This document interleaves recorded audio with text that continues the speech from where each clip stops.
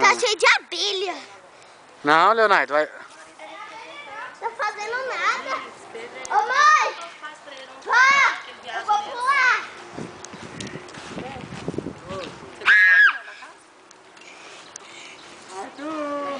É bom pra segurar. Ô, moleque. Ô, imundinha. Mas eu acho ela É cheia de tão mofo. divertido. Olha lá, vai lá, papai. Olha. Ele é abafado. Você viu cheio de mofo no quarto lá? A parede toda Mas às mofada. vezes é porque deixa tudo fechado. Ela deixa tudo fechado. Outra vez também tá tudo fechado.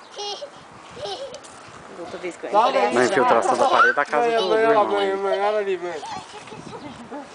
Sobe aí. Sobe a lata, gatinha. Arthur! Olha lá, olha lá. Ei! Tô filmando.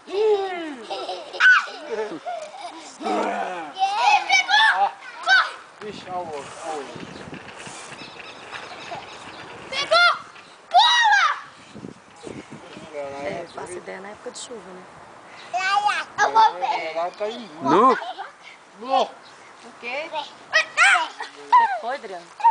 O quê? O que você falou nu? Fogo? Não, alguma coisa lá Um errada. monte de abelha. Não é abelha, não. É o quê? É um mosquito. Maribondo. Não é.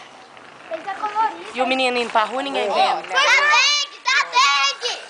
Não, não vai lá não, gente. Vocês não sabem o que era, todo mundo. Vamos lá. Não, Júlia. Ela não. Assanhou os mosquitos, agora não pode não. É uma mosquitada. Só a sujeira do Arthur. Nu. O Bambam? Por que ele gosta de molar a mãe? Não sei. Filhote! Eu vou pular. Ele tava lá em casa desse jeito. Ele tinha de propósito. Olha lá, amor, olha lá. Tá vendo?